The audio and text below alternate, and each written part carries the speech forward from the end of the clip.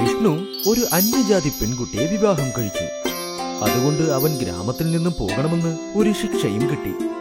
വിഷ്ണുവും അപർണയും മകൾ പല്ലവിയോടൊപ്പം ഒരു നദിയുടെ കരയിൽ ജീവിച്ചു വന്നു. ദിവസവും അതിരാവിലെ വിഷ്ണു കൂലിപ്പണി ചെയ്യാനായി ഗ്രാമത്തിൽ നിന്നും പുറത്തു പോയിക്കൊണ്ടേയിരിക്കും.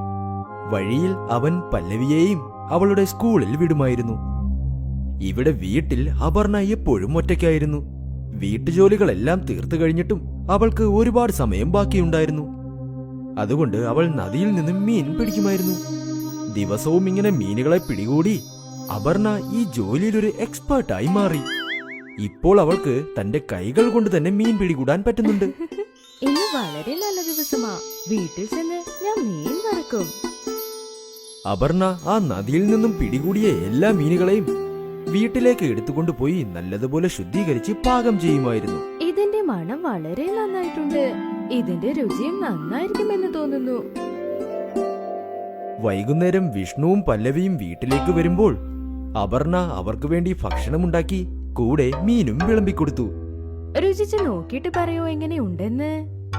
അമ്മേ, ഇതിൽ രുചിച്ചു നോക്കാൻ എന്താ ഉള്ളേ? നിങ്ങൾ ചെയ്തെങ്കിൽ വളരെ നന്നായിരിക്കും. ഓ അതെയോ? അതെ അമ്മേ. നിങ്ങൾ ഉണ്ടാക്കുന്ന മീനുകളൊക്കെ എന്റെ സ്കൂളിലേക്ക് അയക്കില്ലേ? അപ്പോഴേക്ക് എന്റെ ഫ്രണ്ട്സ് അത് വിടാതെ കഴിക്കും. നിങ്ങളുടെ അമ്മ വളരെ നന്നായി മീനുണ്ടാക്കുന്നുണ്ടെന്ന് അവർ പറഞ്ഞുകൊണ്ടിരിക്കും. നല്ല കാര്യം. അതെ അതെ, നിന്നെ പോലെ ആർക്കും തന്നെ മീൻ കറി വെക്കാനേ സാധിക്കില്ല. ഞാൻ സത്യമായിട്ടും പറഞ്ഞതാ. മീനെന്ന് പറഞ്ഞതും എനിക്കൊരു കാര്യം തോന്നി. ഞാൻ കുറെ മീനുകൾ പിടിച്ച് അത് മാർക്കറ്റിൽ വിൽക്കാമെന്ന് നോക്കുന്നു. അതുകൊണ്ട് എനിക്ക് കുറച്ച് പൈസയും കിട്ടും. ആ, നിനക്ക് വിൽക്കാം. നീ നന്നായി മീനുകളെ പിടികൂടുമല്ലോ. അപ്പൊ നാളെ മുതൽ ഞാൻ പണി തുടങ്ങാം. അടുത്ത ദിവസം അപർണ ഒരുപാട് മീനുകളെ പിടികൂടി. എന്നിട്ട് ആ മീനുകളെല്ലാം ഒരു കുട്ടയിലാക്കി മാർക്കറ്റിലേക്കും പോയി. നല്ല നല്ല മീനുകൾ. ഇന്നാണ് നദിയിൽ നിന്ന് പിടിച്ച മീനുകൾ. നല്ല വെള്ളത്തിൽ നിന്നെടുത്ത മീനാണോ? ആ ചേച്ചി, ഇതൊക്കെ നദിയിൽ നിന്ന് പിടിച്ചു കൊണ്ടുവന്ന മീനുകളാണ്. ഇല്ല ഇല്ല, എനിക്ക് വേണ്ട. ഒരുപാട് ആൾക്കാർ അപർണയുടെ മീൻ കണ്ട് അടുത്തേക്ക് വന്നു. എന്നാൽ കുറച്ചുപേർ മാത്രമേ മീൻ വാങ്ങിയുള്ളൂ. ഇത് കണ്ട് അപർണ ഒരുപാട് വേദനിച്ചു. സാരമില്ല, ഇന്ന് ആദ്യത്തെ ദിവസമല്ലേ. ചിലപ്പോ കുറച്ച് ദിവസം കഴിഞ്ഞാ എന്റെ മീനുകളൊക്കെ വിറ്റുപോകും. അപർണ തന്നെത്താനെ സമാധാനപ്പെടുത്തി. പിന്നെ കുട്ടയും എടുത്ത് അവൾ വീട്ടിലേക്കും പുറപ്പെട്ടു. അങ്ങനെ അടുത്ത ദിവസവും അപർണ നല്ല നല്ല മീനുകൾ പിടികൂടി. എന്നിട്ട് അത് വിൽക്കാനായി മാർക്കറ്റിലേക്കും പോയി. മീൻ വാങ്ങിക്കോളൂ, നല്ല നല്ല മീനുകൾ. ഇന്നും അവസ്ഥ അത് തന്നെ. മീനുകൾ അധികം വിറ്റതേയില്ല. ഇങ്ങനെ ഒരുപാട് ദിവസം സംഭവിച്ചുകൊണ്ടേയിരുന്നു. അപ്പോൾ അപർണയുടെ മനസ്സ് വേദനിച്ച് അവൾ ഒരുപാട് ദുഃഖിതയായി. അവൾ മീനുകൾ നിറച്ച കുട്ടയുമായി തിരിച്ച് വീട്ടിലേക്ക് വന്നു. വളരെ വിഷമത്തോടെ അവൾ പാചകം ചെയ്തു. വിഷ്ണു വീട്ടിലേക്ക് വന്നപ്പോൾ അപർണ അവിടെ ഇരിക്കുന്നത് കണ്ട് അപർണയുടെ മൂഡ് ശരിയല്ല എന്നവന് മനസ്സിലായി. അപർണ, എന്തു പറ്റി? മീൻ വിറ്റ് കുറച്ച് പൈസ സമ്പാദിക്കാമെന്നാണ് വിചാരിച്ചേ. പക്ഷെ ആരും എന്റെ മീനുകൾ വാങ്ങുന്നേയില്ല. നിനക്ക് മീൻ വിൽക്കുന്നതിന് പകരം മീൻ കറി വിറ്റുകൂടെ? ആ, എല്ലാവരും വാങ്ങിക്കോളും. എന്താ ഏട്ടാ, കളിയാക്കുകയാണോ? അയ്യോ, അല്ല അല്ല, ഞാൻ ശരിക്കും പറഞ്ഞതാണ്. നീ വെച്ചുണ്ടാക്കുന്ന മീൻ കറിക്ക് എന്ത് രുചിയാണെന്ന് നിനക്കറിയാമോ? എന്നിരുന്നാലും മീനിനെ പിടികൂടുന്നത് നീയല്ലേ. അതുകൊണ്ട് കുറഞ്ഞ വിലയ്ക്കും നിനക്ക് വിൽക്കാം. നീ നന്നായി ഒന്ന് ആലോചിക്കേ. വിഷ്ണു ഇങ്ങനെ പറഞ്ഞ് വീട്ടിൽ നിന്നും പുറത്തേക്ക് പോയി. ഇപ്പോൾ അപർണയും വിഷ്ണു പറഞ്ഞത് ഓർത്തുകൊണ്ടേയിരുന്നു. എല്ലാവരും എന്റെ മീൻകറി പുകഴ്ന്നുകൊണ്ടേയിരിക്കും. അപ്പൊ ഞാൻ ഒരു വട്ടം ശ്രമിച്ചു നോക്കിയേക്കാം. എങ്ങനെയായാലും എനിക്ക് പൈസ സമ്പാദിച്ചാൽ മതിയല്ലോ. മീനുകൾ വിറ്റ് അല്ലെങ്കിൽ മീൻകറി വിറ്റ് എന്തായിരുന്നാലും എന്താ. ഇപ്പോൾ അപർണയുടെ മുഖത്തൊരു പുഞ്ചിരി വന്നു. അവൾ വീണ്ടും ഒരു തവണ കൂടി ശ്രമിച്ചു നോക്കാമെന്ന് തീരുമാനിച്ചു. അടുത്ത ദിവസം അപർണ നല്ല മീനുകൾ പിടികൂടി അതെല്ലാം വീട്ടിൽ കൊണ്ടുവന്ന് പാകം ചെയ്തുകൊണ്ടിരുന്നു. പാചകം ചെയ്തതിന് ശേഷം അപർണ ഒരു പാത്രത്തിൽ മീനുകളെല്ലാം വെച്ചു. പിന്നെ മറ്റൊരു പാത്രത്തിൽ ഫ്രൈസും വെച്ചു. പിന്നെ അവൾ ഒരു സഞ്ചിയും എടുത്ത് വീട്ടിൽ നിന്നും പുറപ്പെട്ടു. അപർണ മാർക്കറ്റിൽ എത്തി. മീൻ കറി വെറും 25 രൂപയിൽ മീൻ കറി. മീൻ പാത്തെന്ന് കേട്ടതും കസ്റ്റമേഴ്സ് എല്ലാവരും വരാൻ തുടങ്ങി. ഈ മീൻ ഫ്രഷ് അല്ലേ? അതെ, ഇന്ന് രാവിലെ പിടിച്ചതാണ്. ശരി ശരി, എനിക്ക് ഒരു പ്ലേറ്റ് തരൂ. അപർണയപ്പോൾ അയാൾക്ക് ഒരു പ്ലേറ്റ് മീൻ ബാത്ത് കൊടുത്തു. അയാൾ അവിടെ തന്നെ നിന്ന് അത് മുഴുവനും കഴിച്ചു തീർത്തു. ആ മീനിന്റെ മണം അവിടെ മുഴുവനും പടർന്നു. അത് കാരണം വീണ്ടും കുറച്ചുകൂടി കസ്റ്റമേഴ്സ് അപർണയുടെ അടുത്ത് വന്നു. എനിക്കും ഒരു പ്ലേറ്റ് തരൂ. ആ ശരി. കസ്റ്റമേഴ്സ് വന്നുകൊണ്ടേയിരുന്നു. അപർണയും അവർക്ക് മീൻ ബാത്ത് കൊടുത്തുകൊണ്ടേയിരുന്നു. അവൾ ഒരുപാട് സന്തോഷിച്ചു. ഓരോ പ്ലേറ്റിനും അവൾക്ക് 25 രൂപയും കിട്ടിക്കൊണ്ടിരുന്നു. അങ്ങനെ കുറച്ചു നേരത്തിനുള്ളിൽ അവളുടെ മീൻ ബാത്ത് മുഴുവനും കാലിയായി. അങ്ങനെ അവൾ വീട്ടിലേക്കും പുറപ്പെട്ടു. വൈകുന്നേരം വിഷ്ണു വീട്ടിൽ വന്നതും അപർണ പല്ലവിക്കും അവനും ജിലേബിയും കൊടുത്തു. ജിലേബി. അയ്യോ, ഇതെന്താ സ്പെഷ്യൽ ആണല്ലോ. നിങ്ങളത് കഴിക്കൂ, പറയാം. 3 പേരും ജിലേബി കഴിച്ചു. പിന്നെ അപർണ ഇന്ന് നടന്ന സംഭവങ്ങളെല്ലാം വിഷ്ണുവിനോടും പറഞ്ഞു. ഞാൻ പറഞ്ഞില്ലേ നിന്റെ മീൻ ബാത്ത് എല്ലാവരും രുചിയോടെ കഴിക്കുമെന്ന്. എനിക്കും കുറച്ച് മീൻ ബാത്ത് ഇട്, ഞാൻ കഴിക്കട്ടെ. അയ്യോ, അതൊക്കെ തീർന്നു പോയല്ലോ. എന്താ? അങ്ങനെ അന്നു മുതൽ അപർണയുടെ മീൻ ബാത്ത് കച്ചവടം വളരെ നന്നായി നടന്നു. അപർണ എപ്പോൾ മാർക്കറ്റിൽ വരുമെന്ന് കസ്റ്റമേഴ്സ് കാത്തു നിൽക്കുന്ന അവസ്ഥയിലായി. ദേ അവിടെ നോക്കൂ, മീൻ കടക്കാരി വന്നു. അവൾ അവിടെ വരുന്നതും അവൾക്ക് ചുറ്റിനും വലിയൊരു കൂട്ടം തന്നെ കൂടും. അവൾ സമ്പാദിച്ച പണം കൊണ്ട് അപർണ അവരുടെ വീടും നന്നാക്കിയെടുത്തു. വിഷ്ണുവും അപർണയെ മീൻ ബാത്ത് ഉണ്ടാക്കി വിൽക്കുന്നതിൽ അവളെ സഹായിക്കുമായിരുന്നു. വിഷ്ണു ഇപ്പോൾ കൂലിപ്പണിയും നിർത്തി. ഭാര്യയും ഭർത്താവും ഇപ്പോൾ മീൻ ബാത്ത് വിറ്റുകൊണ്ടിരുന്നു. അവർ മാർക്കറ്റിൽ ഒരു കടയും തുറന്നു. അവരുടെ മീൻ ബാത്ത് ബിസിനസ് വളരെ സൂപ്പറായി പോയി. പിന്നെ കുറച്ചു നാൾ കൊണ്ട് തന്നെ അപർണ ഗ്രാമത്തിൽ മീൻ കടക്കാരി എന്ന പേരിൽ പ്രശസ്തിയായി. ഇപ്പോൾ അവളുടെ കുടുംബം മുഴുവനും ഈ ജോലിയിൽ അവളെ സഹായിച്ചുകൊണ്ടേയിരുന്നു. അബ്ദുൾ മിയായുടെ മരണത്തിന് ശേഷം അദ്ദേഹത്തിന്റെ 3 കുട്ടികളും അനാഥരായി. ഇപ്പോൾ അവർക്ക് അച്ഛന്റെ സാന്ത്വനം നഷ്ടപ്പെട്ടു. നമ്മൾ ഇനി എന്ത് ചെയ്യും? നമ്മുടെ കുടുംബം എങ്ങനെ നോക്കും? പ്രായപൂർത്തിയായ 2 കുട്ടികളെ ഞാൻ എങ്ങനെ കെട്ടിച്ചയക്കും? യാ അല്ലാ, കരുണ കാണിക്കല്ല. അമ്മേ, പുറത്തുപോയി ഞങ്ങൾ ജോലി നോക്കട്ടെ. പക്ഷെ നിനക്ക് എന്ത് ജോലി കിട്ടും? എനിക്കൊരു ജോലി മാത്രമാണ് നന്നായിട്ട് അറിയാവുന്നത്, പാചക ജോലി. നമുക്കൊരു ബിരിയാണി കട തുടങ്ങിയാലോ? പക്ഷേ അതിന് കുറെ കാശ് ആവശ്യപ്പെടുമല്ലോ. പണത്തെ പറ്റിയോർത്ത് നിങ്ങൾ വിഷമിക്കല്ലേ. എന്റെ അടുത്ത് കുറച്ച് സ്വർണ്ണമുണ്ട്. ഒരു ദിവസം എല്ലാം ശരിയാകുമ്പോ ആ സ്വർണ്ണമെല്ലാം തിരിച്ചെടുക്കാമല്ലോ. പക്ഷെ അമ്മേ, അച്ഛൻ നിങ്ങൾക്ക് വേണ്ടി വാങ്ങി തന്നതല്ലേ. മകളെ, എനിക്ക് സ്വർണത്തിനേക്കാൾ വലുത് നിങ്ങളാണ്. ഇതിലെന്താണുള്ളത്? നമുക്കത് വീണ്ടും വാങ്ങിക്കാലോ. ശരി അമ്മേ. ഷിഫാനി അവളുടെ അമ്മയുടെ സ്വർണമെല്ലാം വാങ്ങിച്ചു. പണയം വച്ചതിന് ശേഷം അവൾക്ക് 20,000 രൂപ കിട്ടി. ആ പണം വെച്ചിട്ട് അവർ ഒരു ബിരിയാണി കട ആരംഭിച്ചു. അവർ 3 പേരും ചേർന്ന് ആ കടയിൽ ജോലി നോക്കാൻ ആരംഭിച്ചു. വരൂ വരൂ, ചൂടുള്ള ബിരിയാണി ഉണ്ട്. ഒരു പ്രാവശ്യം കഴിച്ചാൽ നിങ്ങൾ വീണ്ടും വരും. വരൂ, ചൂടുള്ള ബിരിയാണി വരൂ. നിറയെ പേര് അവിടെ ബിരിയാണി കഴിക്കാൻ വന്നു. ആ കടയിലെ ബിരിയാണി എല്ലാവർക്കും ഇഷ്ടപ്പെട്ടു. ഓ, ബിരിയാണി നന്നായിട്ടുണ്ട്. ഇത്രയും രുചിയുള്ള ബിരിയാണി എന്റെ ജീവിതത്തിൽ കഴിച്ചിട്ടേ ഇല്ല. അതെ അതെ, ബിരിയാണി നന്നായിട്ടുണ്ട്. വളരെ നന്ദിയുണ്ട് ചേട്ടാ. ഇതെന്റെ അമ്മയുടെ റെസിപ്പിയാണ്. എന്റെ അമ്മയുടെ സ്പെഷ്യൽ ബിരിയാണി. വളരെ നന്നായിട്ടുണ്ട്. അങ്ങനെ പതിയെ പതിയെ ബിരിയാണി കടയിൽ കച്ചവടം വർദ്ധിച്ചു. ബിരിയാണി കടയിൽ ആളുകളുടെ തിരക്ക് കൂടി. എനിക്ക് 2 ബിരിയാണി പാഴ്സൽ വേണം. ആ ശരി ചേച്ചി. എനിക്കും 2 വേണം.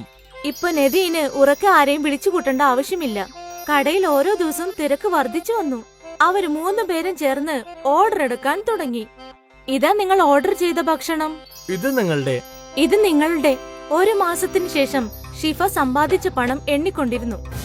ഇന്നാ അമ്മേ, ഈ മാസത്തിൽ കിട്ടിയ ലാഭം 20,000 രൂപ. എന്ത്? അതെ അമ്മേ, സത്യമാണ്. 20,000 രൂപ. ഇത്രയും അധികം പണമോ? നമ്മൾ ചെയ്യുന്ന ബിരിയാണി നാട്ടുകാർക്ക് വളരെ ഇഷ്ടപ്പെട്ടിട്ടുണ്ട്. എപ്പോഴും കടയില് കസ്റ്റമറിന്റെ കൂട്ടാണ് ഉള്ളത്. യാ അല്ലാ, അങ്ങേക്ക് എന്റെ കോടാനുകോടി പ്രണാമം. നീ എന്റെ മക്കളെ അവരുടെ ജോലിയിൽ വിജയിപ്പിച്ചതിന് ഒത്തിരി നന്ദി. അമ്മേ, അടുത്ത മാസം അമ്മയുടെ സ്വർണമെല്ലാം തിരിച്ചെടുക്കാം കേട്ടോ, ഇൻഷാ അല്ലാ. ആ ദിവസം ഷിഫയുടെ കുടുംബത്തിൽ എല്ലാവരും സന്തോഷമായിരുന്നു. അവരുടെ പിതാവ് മരിച്ചതിനു ശേഷം ഇന്നാണ് ആ കുടുംബത്തിൽ സന്തോഷവും ആനന്ദവും വിളയാടിയത്. അവര് 3 പേരും ഒരുപാട് കഷ്ടപ്പെട്ട് അധ്വാനിച്ചു. രാത്രിയെന്നോ പകലെന്നോ വ്യത്യാസമില്ലാതെ അവര് 3 പേരും ജോലി ചെയ്തു. ഇതെല്ലാം നമ്മുടെ 3 പേരുടെയും ഐക്യത്തിൽ നടന്നതാണ്. സത്യമാണ് ചേച്ചി. പിന്നെ നമ്മൾ എപ്പോഴും ഇതുപോലെ ഒന്നായിട്ടുണ്ടാവണം. അതെ, എപ്പോഴും. കുറച്ചു മാസത്തിനു ശേഷം 3 പേരും വണ്ടിക്കട വിട്ട് ഹോട്ടൽ ആരംഭിച്ചു. നദീൻ കൗണ്ടറിലിരിക്കാനും ഷിഫായും സനായും ബിരിയാണി ഉണ്ടാക്കാനും തുടങ്ങി. നദീം മോനെ, അതേ ടേസ്റ്റ് തന്നെ വണ്ടിക്കടയിൽ വെച്ചതുപോലെ ഉണ്ട്. തീർച്ചയായിട്ടും ഇതല്ലേ ഞങ്ങളുടെ അമ്മയുടെ റെസിപ്പി. ചേട്ടാ, ഈ ടേസ്റ്റ് തീർച്ചയായിട്ടും മാറുകയില്ല. ജനങ്ങൾ എപ്പോഴും അവരുടെ ബിരിയാണിയുടെ രുചിയെ പറ്റി പുകഴ്ത്തിക്കൊണ്ടേയിരുന്നു. അങ്ങനെ പതിയെ പതിയെ ഇവർക്ക് പാർട്ടി ഓർഡേഴ്സും കിട്ടാൻ തുടങ്ങി. മോനെ, എന്റെ വീട്ടിലൊരു പാർട്ടിയുണ്ട്, അതുകൊണ്ട് 100 പേർക്കുള്ള ബിരിയാണി വേണം. തീർച്ചയായിട്ടും ചേട്ടാ, നാളെ തന്നെ കിട്ടും. പക്ഷേ അതേ രുചി ഉണ്ടാവണം, അതായത് ഇവിടെ കിട്ടുന്ന പോലെ തന്നെ. തീർച്ചയായിട്ടും ചേട്ടാ, നിങ്ങൾ വിചാരിക്കുന്ന പോലെ തന്നെ. നിങ്ങൾ ഒന്നും വിഷമിക്കേണ്ട, ചേട്ടൻ ഓർഡർ കൊടുത്തിട്ട് പോ. 3 പേരും ഒരുപാട് സന്തോഷപ്പെട്ടു. അവരുടെ ബിസിനസ് ഓരോ ദിവസവും വളർന്നുകൊണ്ടിരുന്നു. പിന്നീട് ഒരു ദിവസം, എന്തു പറ്റി? ഈ ഓർഡർ എന്താ ഇവിടെ? കാദി സാർ വീട്ടിൽ നിൽക്കുകയായിരുന്നു, പക്ഷേ അതെന്തോ നിന്നുപോയി, അതുകൊണ്ട് റിട്ടേൺ ചെയ്തതാണ്. എന്ത് ചെയ്യാനാ, എനിക്ക് ഒരു ഐഡിയ ഇല്ല. യാ അല്ലാ, അവര് ഭയങ്കര പാവമാണ്. നീ ഒരു കാര്യം ചെയ്, ഇതെല്ലാവർക്കും കൊടുക്ക്. നമ്മുടെ ഗാദി അയ്യാക്ക് അതിന്റെ പുണ്യം കിട്ടും. ശരി മാ. തന്റെ ചേച്ചി പറഞ്ഞത് പ്രകാരം നദീൻ പാവപ്പെട്ട ജനങ്ങൾക്കെല്ലാം തന്റെ ബിരിയാണി കൊണ്ടുപോയി കൊടുത്തു. അവൻ അതിന് താല്പര്യം ഉണ്ടായിരുന്നില്ല. അവൻ ഹോട്ടലിലേക്ക് തിരിച്ചു ചെന്നപ്പോൾ സന അവിടെ ഉണ്ടായിരുന്നു. ആപ്പ എവിടെ? അവള് വീട്ടിലേക്ക് പോയി. എനിക്കൊരു കാര്യം മനസ്സിലായില്ല. ആപ്പ എന്തിനാ ഇത്രയും ബിരിയാണി പുറത്തുള്ള ജനങ്ങൾക്ക് കൊടുക്കാൻ പറഞ്ഞത്? അതും വെറുതെ. നീ എന്താ പറയുന്നേ? സനാ, ഇന്ന് കാദി സാർ വീട്ടിൽ നിൽക്കുകയുണ്ടായിരുന്നു. അദ്ദേഹം 100 പേർക്കുള്ള ഓർഡർ ആയിരുന്നു തന്നത്. പക്ഷെ എന്തോ കാരണം കൊണ്ട് അവര് നിക്കാൻ നിന്നുപോയി. ഇപ്പൊ ബിരിയാണി അതേപോലെ നിന്നു. ഞാൻ ആ ബിരിയാണി വിൽക്കാന്ന് വിചാരിച്ചു, പക്ഷെ ആപ്പ അത് വന്നിട്ട് ഫ്രീ ആയിട്ട് കൊടുക്കാൻ പറഞ്ഞു ആൾക്കാർക്ക്. ഇതൊരു ശരിയായ തീരുമാനമല്ലല്ലോ. ആ ബിരിയാണി കൊണ്ട് നമുക്ക് കാശുണ്ടാക്കായിരുന്നു ആപ്പ. ആ അതെ, ശരിയാണ്. നമ്മുടെ ചേച്ചിക്ക് ഭയങ്കര നിർമ്മല മനസ്സാണ്. അതുകൊണ്ട് ഇങ്ങനെ ചിന്തിച്ചിരിക്കാം. നമുക്ക് ഒരുപാട് കാശ് കിട്ടിയല്ലോ, ഇനി നമുക്ക് പാവങ്ങളെ സഹായിച്ചുകൂടെന്ന് ചിന്തിച്ചിട്ടുണ്ടാവുമല്ലേ. ലാഭവും നഷ്ടമൊന്നും നോക്കിയിട്ടുണ്ടാവില്ല ചേച്ചി. ഇരിക്കാം, പക്ഷേ. അപ്പോൾ ഷിഫ അവിടേക്ക് വന്നു. ഷിഫയെ കണ്ടതും സനയും നദീനും അവരുടെ സംസാരം നിർത്തി. ബിരിയാണി പാവങ്ങൾക്ക് കൊടുത്തില്ല നീ? ആ, എല്ലാം കൊടുത്തു. ഗാദി അയാൾക്ക് അതിന്റെ പുണ്യം കിട്ടട്ടെ അല്ലേ. അവർക്ക് എല്ലാവരുടെയും അനുഗ്രഹം നല്ലതല്ലേ. തീർച്ചയായും. സനയ്ക്കും നദീനും ചേച്ചിയുടെ ഈ തീരുമാനം തികച്ചും ഇഷ്ടപ്പെട്ടില്ല. അങ്ങനെ അവരുടെ ബിസിനസ് തുടർന്നുകൊണ്ടേയിരുന്നു. അവർക്ക് വലിയ ഓർഡർ എല്ലാം കിട്ടാൻ തുടങ്ങി. അവരുടെ ഹോട്ടലും നല്ല രീതിയിൽ നടന്നുകൊണ്ടിരുന്നു. കുറച്ചു മാസങ്ങൾക്ക് ശേഷം വീണ്ടും ഒരു ഓർഡർ കൂടി ക്യാൻസലായി. Nadine, അൻസാരിയുടെ order ക്യാൻസലായി. നീ ബിരിയാണി കൊണ്ടുപോയി പാവങ്ങൾക്ക് കൊടുക്ക്. ശരിയാപ്പാ. നദീൻ ശരിയെന്ന് പറഞ്ഞു. പക്ഷെ അവന് മനസ്സുണ്ടായിരുന്നില്ല. ഷിഫ വീട്ടിലേക്ക് പോയതിനു ശേഷം സനയും നദീനും ഇപ്രകാരം പറഞ്ഞു. നമുക്ക് ഈ ബിരിയാണി വിറ്റൂടെ? ഇപ്പൊ രാത്രി 10 മണിയായല്ലോ. കസ്റ്റമർ എപ്പോ വേണമെങ്കിലും വരാം. ഒരു കാര്യം ചെയ്യാം, ഇത് നമുക്ക് അകത്ത് വെക്കാം. രാവിലെ ആദ്യം ഇത് വിൽക്കാം. ഇതാണ് ശരി. അവര് രണ്ടുപേരും ചേർന്ന് ആ ബിരിയാണി എടുത്തു വെച്ചു. പിറ്റേ ദിവസം രാവിലെ കസ്റ്റമേഴ്സിന് ആ ബിരിയാണിയാണ് കൊടുത്തത്. രണ്ടുപേരും ഭയങ്കരമായിട്ട് സന്തോഷിച്ചു, ലാഭം 2 മടങ്ങിൽ കിട്ടുന്നതിന്. പക്ഷെ ഷിഫാക്ക് ഈ വിവരമൊന്നും അറിയില്ലായിരുന്നു. പിന്നീട് അങ്ങോട്ട് ഏതെങ്കിലും ഓർഡർ ക്യാൻസൽ ആയാൽ പിറ്റേ ദിവസം നദീനും സനയും ആ ബിരിയാണിയാണ് കസ്റ്റമേഴ്സിന് ആദ്യം കൊടുത്തുകൊണ്ടിരുന്നത്. ഇതുപോലെ തന്നെ പല മാസങ്ങൾ കടന്നുപോയി.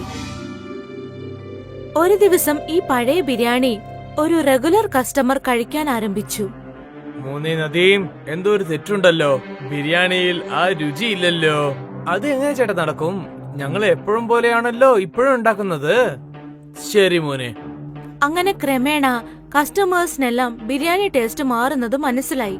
ആ രുചി കസ്റ്റമേഴ്സിന് തീരെ ഇഷ്ടപ്പെട്ടില്ല. അങ്ങനെ പതിയെ ഹോട്ടലിന്റെ വ്യാപാരം കുറഞ്ഞു. അപ്പോഴാണ് ഷിഫ ആലോചിച്ചത്, പെട്ടെന്ന് എന്താണ് സംഭവിച്ചത്? എന്താണ് കസ്റ്റമേഴ്സ് ആരും വരാത്തത്? ഇങ്ങനെ പോയാൽ കച്ചവടം നഷ്ടത്തിലാവില്ലേ? നദീന് അവന്റെ തെറ്റുകൾ മനസ്സിലായി. അവൻ ചേച്ചിയെ നോക്കി കരയാൻ ആരംഭിച്ചു. എല്ലാം ഞങ്ങളുടെ തെറ്റാണ്. പഴയ ബിരിയാണി എടുത്താണ് ഞങ്ങൾ കസ്റ്റമറിനൊക്കെ കൊടുത്തത്. എന്ത്? നദീൻ അവന്റെ ചേച്ചിയോട് അവൻ ചെയ്ത തെറ്റുകളെല്ലാം തുറന്നു പറഞ്ഞു. നീ എന്തിനങ്ങനെ ചെയ്തത്? അത്യാഗ്രഹം ചിന്തിച്ച് നീ ബിസിനസ് നഷ്ടത്തിലാക്കിയില്ലേ?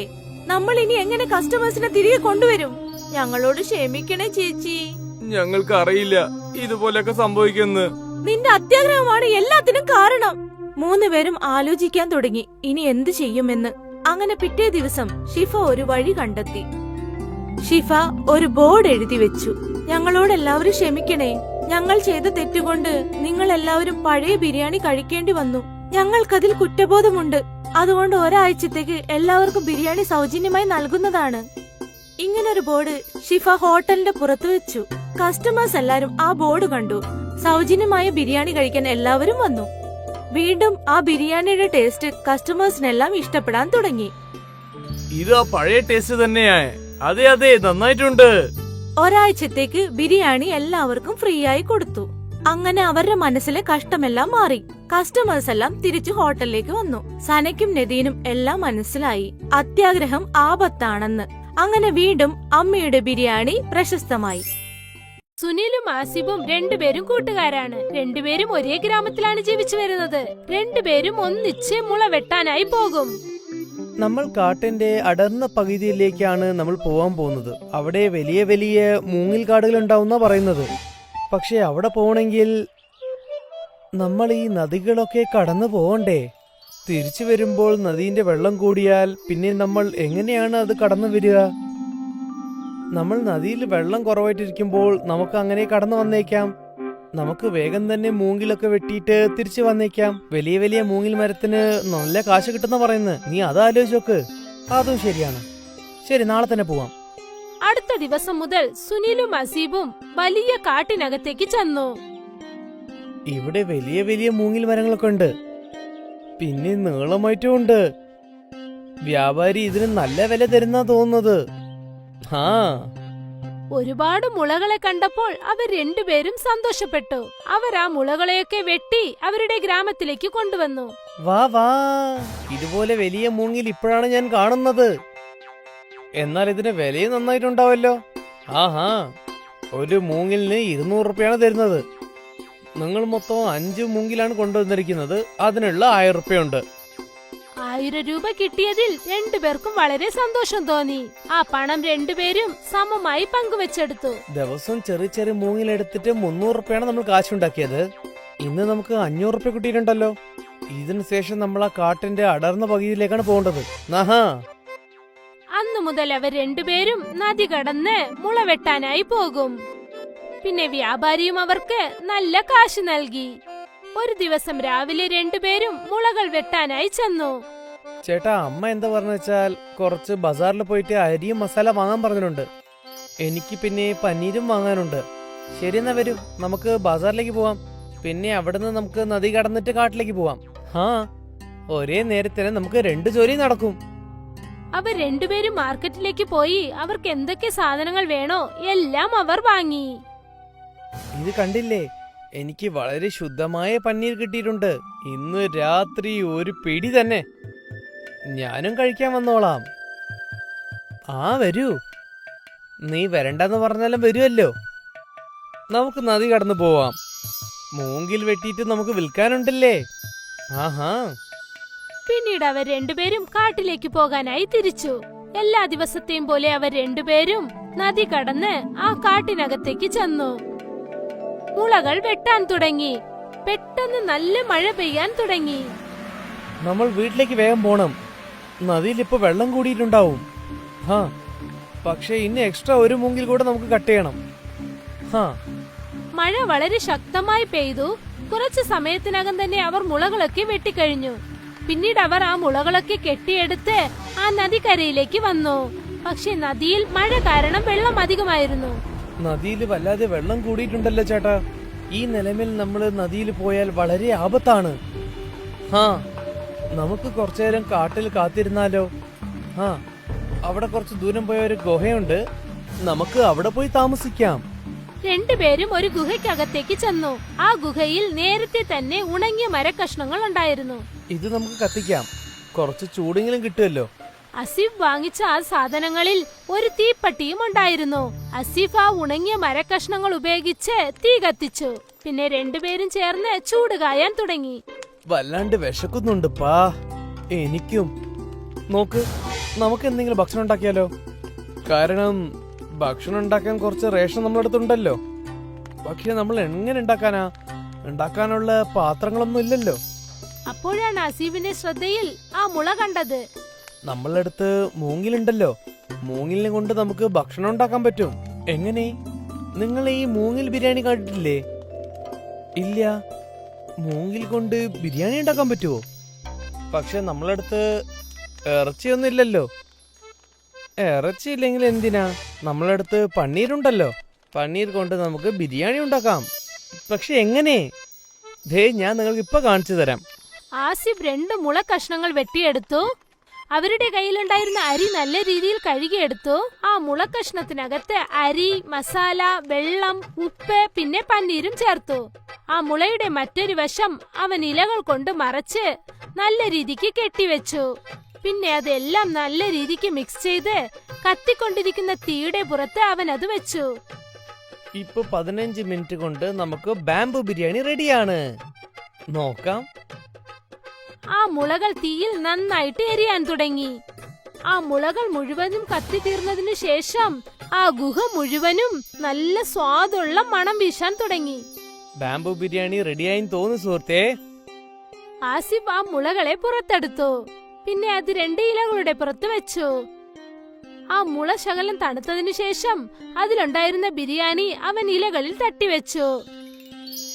കാണാൻ തന്നെ വളരെ ഭംഗിയായിട്ടുണ്ട്. അത് എങ്ങനെ ഉണ്ടായാലും എന്താ, എനിക്ക് നല്ല വിശക്കുന്നുണ്ട്. വരൂ, ആദ്യം കഴിക്കാം. 2 പേരും ആ ബിരിയാണി കഴിച്ചു നോക്കി. അവർക്ക് ഒരുപാട് ഇഷ്ടമായി. പിന്നെ അവർ 2 പേരും വളരെ സന്തോഷത്തോടെ ആ ബാംബു ബിരിയാണി കഴിക്കാൻ തുടങ്ങി. സുഹൃത്തേ, നീ ഇത്രയും അടിപൊളിയായിട്ട് ബാംബു ബിരിയാണി ഉണ്ടാക്കിയിട്ടുണ്ടല്ലോ. ഞാൻ എന്ത് പറയാനാ. വളരെ നന്ദിയുണ്ട്. നീ ബിരിയാണി ഉണ്ടാക്കിയിട്ട് വിൽക്കണം എന്നാണ് എനിക്ക് തോന്നുന്നത്. നമ്മൾ കഷ്ടപ്പെട്ടിട്ടാണ് ജോലി ചെയ്യുന്നത്. നമുക്ക് ഇതുപോലെ ബാംബു ബിരിയാണി ഉണ്ടാക്കി കാശ് ഉണ്ടാക്കാലോ. സത്യാണോ? ഹാ, നിനക്ക് സമ്മതാണെങ്കിൽ നമുക്ക് 2 പേർക്ക് ചേർന്ന് ധാബ തുടങ്ങാം. ആഹാ, തീർച്ചയായും. മഴ കുറഞ്ഞതും തന്നെ നദിയിലുള്ള വെള്ളവും പറ്റി.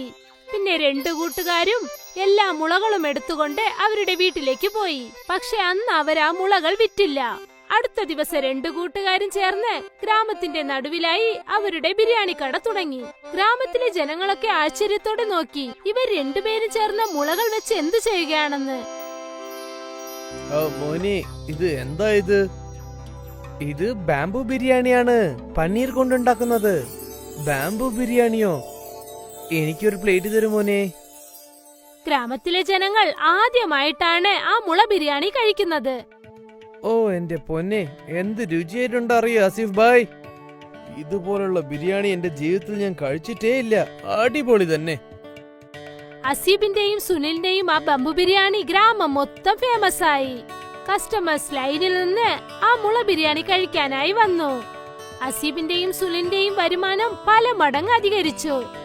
പിന്നെന്താ, അസീബും സുനിലും മുളകൾ വെട്ടുന്നത് വിട്ടിട്ട് ബംബു ബിരിയാണി ചെയ്യാൻ തുടങ്ങി. അവർ 2 പേരും രാത്രിയും പകലും നോക്കാതെ കഷ്ടപ്പെട്ട് ജോലി ചെയ്യാൻ തുടങ്ങി. ദൂര സ്ഥലങ്ങളിൽ നിന്നൊക്കെ ഇത് കേട്ട് ആളുകൾ അവരുടെ കടയിലേക്ക് വന്നു. പിന്നെ കുറച്ചു ദിവസത്തിനകം തന്നെ അവരുടെ ആ ചെറിയ കട ഒരു വലിയ റെസ്റ്റോറന്റായി മാറി. അവർ 2 പേരും പണക്കാരായി. ഇത് ഞാൻ ആലോചിച്ചിട്ടേ ഇല്ല, ഇതുപോലെയൊക്കെ നമുക്ക് സംഭവിക്കുമെന്ന്. ഞാനിത് ആലോചിച്ചിട്ടേ ഇല്ല സുഹൃത്തെ. അന്ന് വന്ന മഴ കൊണ്ടാണ് നമ്മുടെ ജീവിതം തന്നെ മാറ്റി തന്നിരിക്കുന്നത്. ഹാ, അന്ന് മഴ വന്നിട്ടില്ലെങ്കിൽ നമ്മൾ അവിടെ പെട്ടിട്ടുണ്ടാവില്ല. ബാംബു ബിരിയാണി നമ്മൾ ഉണ്ടാക്കിയിട്ടുണ്ടാവില്ല. ശരിയല്ലേ സുഹൃത്തെ? ഇതൊക്കെ മുമ്പ് തന്നെ എഴുതി വെച്ചിട്ടുണ്ടെന്ന് തോന്നുന്നു. ദൈവം എല്ലാവർക്കും മുമ്പ് തന്നെ തലയെഴുത്ത് എഴുതിയിട്ടുണ്ടാവും.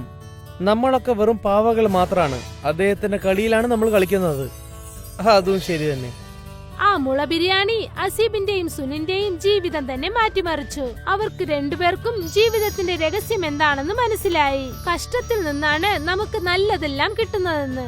പിന്നെ ആർക്കറിയാം എപ്പോഴാണ് ആർക്ക് നല്ലത് വരുന്നതെന്ന്.